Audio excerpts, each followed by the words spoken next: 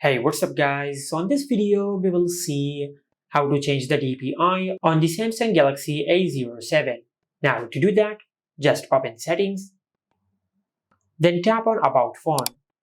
From here, just tap on software information, then tap on the build number a few times until you enable developer options. Now just enter your lock screen PIN, then select OK.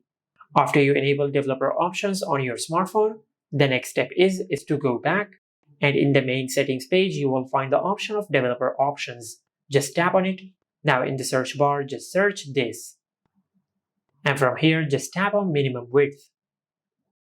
To change the DPI settings, just tap on minimum width, and from here you will be able to change the DPI settings as you like.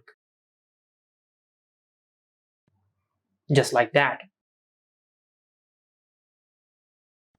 And this is how you can change the DPI on the Samsung Galaxy A07. Make sure to like, comment and subscribe. Thank you for watching.